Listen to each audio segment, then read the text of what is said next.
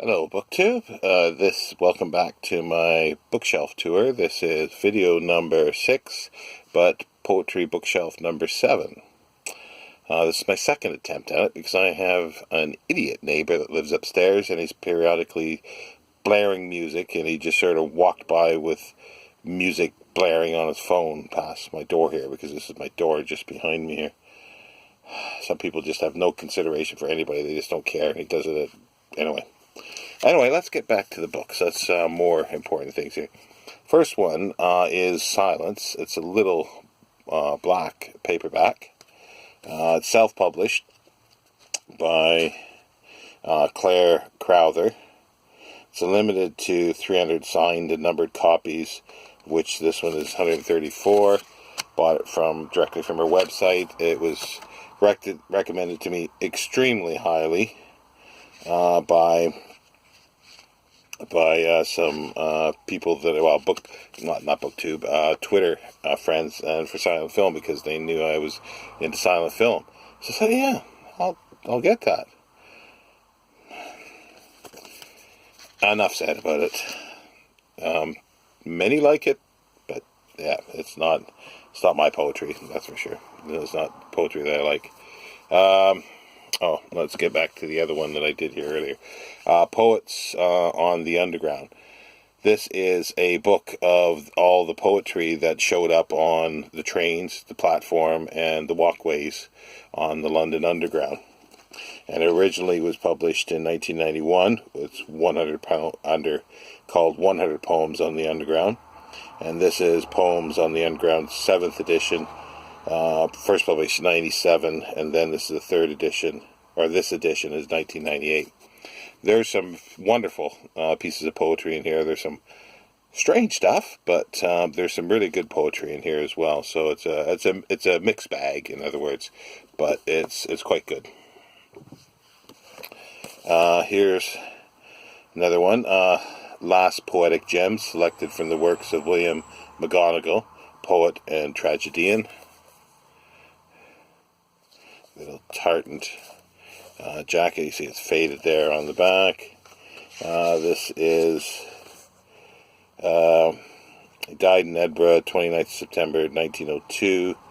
It's selected from his works, edited by James L. Smith, published Dundee, David Winter and Sons Limited, association with Gerald Duckworth and Company in 1968. Some interesting poems in here. Here's another one of those Oxford Standard authors, but this is, as I mentioned, there's 3 sizes. This is another size and it is a very poor edition. It's brown. The paper's ready to break. It's too small a print, but I think it's the only thing that I have complete of Byron at the moment. I am on the lookout for a nice edition. This is edited by Frederick Page, new edition corrected by John Jump. Oxford, 1970. Originally, and then 1979, this edition.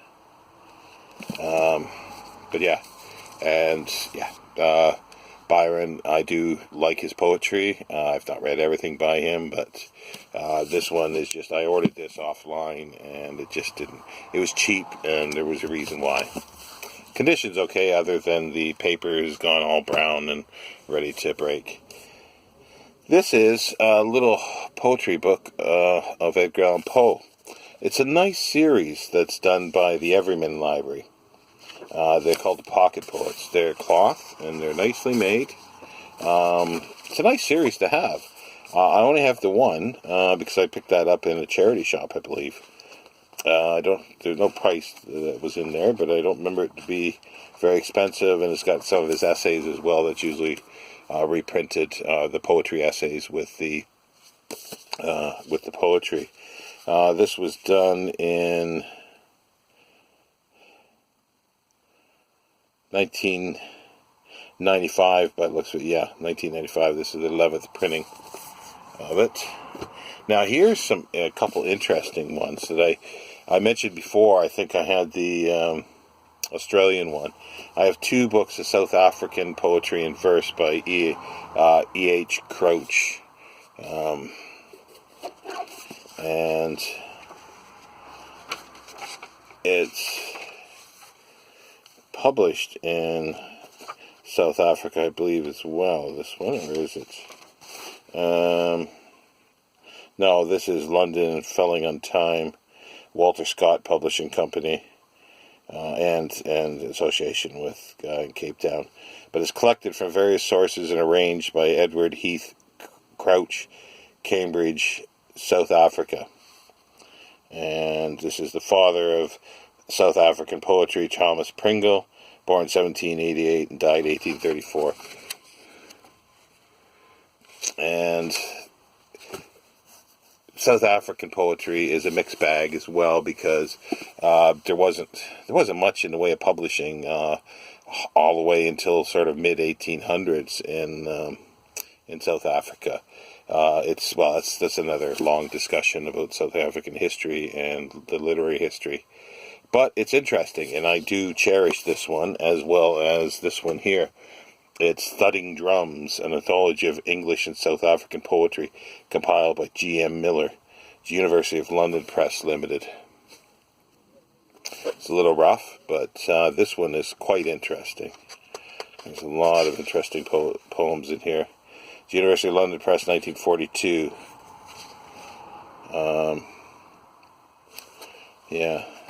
And yeah, those I really like, getting things like that, because I don't know, there might be a lot of modern compilations of South African poetry, but I've just never seen them really much. Here's another Longfellow. This is the Oxford, it's the Oxford Standard Authors. And as I mentioned, there's 3 different sizes. There's the original size that's a little bigger. Then there's that medium size of the Byron. Then there's this size, the small ones. And this is Longfellow. It's got a inscription in it from 1956. And I've got 2 copies of this. This one I bought for £1 without the dust jacket. And I do like a lot of Longfellow, so I do revisit several times. And here's another one, but with the dust jacket. And the printing, again, is small. It's double columned, but it's not too bad. But again, it's 2 copies. A nice little Aldine paperback of Dylan Thomas's Under Milkwood. And I keep it in the poetry section when it's more a play, but it's very poetic. It's very, very poetic. I just love it. I listened to it many times, and I've read it through many times. I've got this edition, and I've got a Folio Society edition as well. But I picked this up because it was a nice old paperback. Penguin Metaphysical Poets. This is, a lot of people will be familiar with this one. It's got a crease on the cover, but it was very cheap. Selected and edited by Helen Gardner. Penguin. It's like a 33rd printing. Originally 57. And it's just, collection of metaphysical poets. Some are interesting, and some are, you scratch your head and go, what are you doing? So that's interesting. And St. John of the Cross poems, a vintage penguin, the blue for the poetry, I think. I think blue was poetry. It's with a translation by Roy Campbell, and this is 1960, I think, 1960 edition. So that's quite nice. Interesting stuff. Let's see here. What's next? Coleridge's poems. This is another Oxford. I'm not sure if this is the Oxford. I think it is. I think it's the Oxford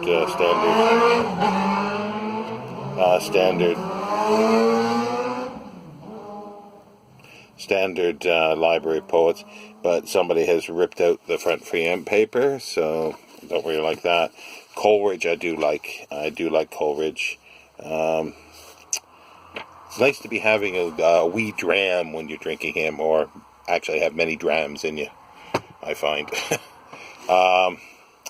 Here we go. I've got 2 copies of, and they're different, they're both Oxfords, of Tennyson's poems, with an introduction by T. Herbert Warren, with 91 illustrations by Malleus Rossetti, Milchesi, and others. It's from 1940. It's the usual blue buckram binding, and I have a bookmark in there, and it's at Ulysses, because I really do like his Ulysses poem, so I keep that where it is if I ever want to find it. And here's another edition of it. It's the same one, but it's 1926, and it's red cloth. Again, if I see these things for £1 or less, like that was £1. It's got an inscription from 1930. That was £2, so probably bought that one first and then found that one.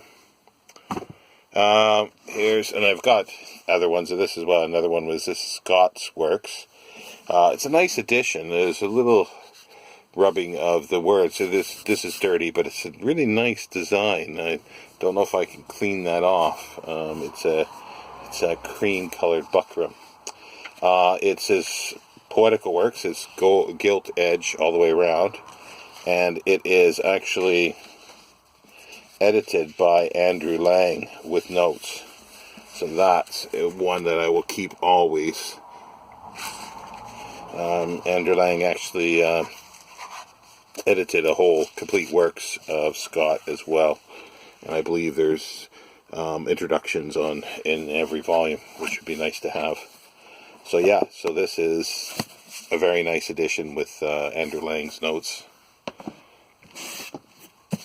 And the Poetic Works of Mrs. Hemans with life notes, etc. Now, many may not know her, but she was a huge poet and hugely influential in the 1800s. And this is complete with, it's the Biblion edition, Frederick Warren and Company, so it's a cheaper publisher. But there she is there, and it's mostly double columned, and she was very prolific. This is like over 600 pages.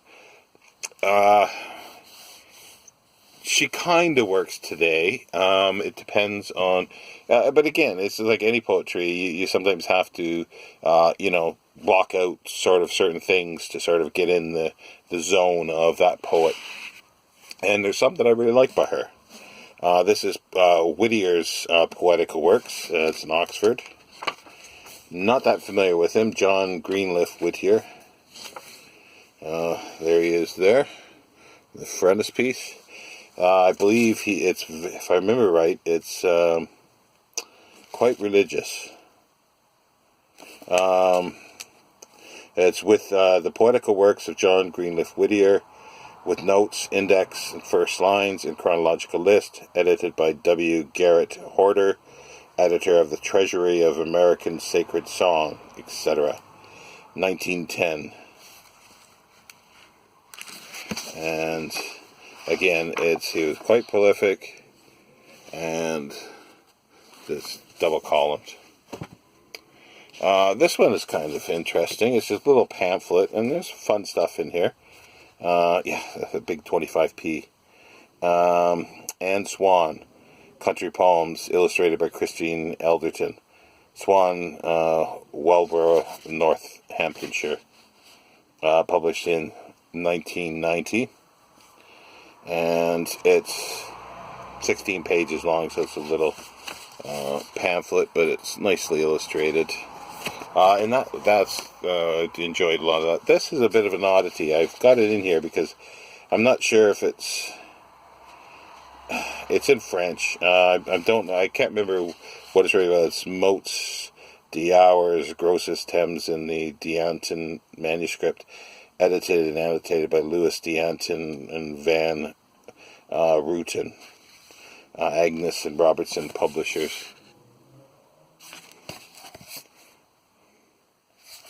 I'm sure there's somebody out there that probably knows it better than I do, but I like the illustrations. It's in French. I think it could be like a fake manuscript. It's one of those, but I'm not 100% sure. So yeah. So that was just an oddity, but that was a freebie if I remember right. Poems of Rural Life in the Dorset Dialect. This is quite cool. This is one of the first poetry books I think I bought in the UK here. And there's actually somebody's transcribed poems on the end papers and this in the back as well. And I don't know if it's their original poems or they've just noted down other ones that are in here or somewhere else. I've never gone that far to look, but it is fascinating. It's this is I really like. It's from 1905 printing, but it's Poems of Rural Life in the Dorset Dialect by William Barnes, Keegan Paul, Trench, Truner and Company Limited, 1905. And it's got a blind stamp of Peveril, Longstreet and Poole was the bookseller. There's the title page. That one's that's quite nice. Complete Poetic Works of Lowell. Now this is James Russell Lowell, and he lived from 1819 to 1891. Somebody's penciled in here, and there's some other pencil notes throughout. And there he is there.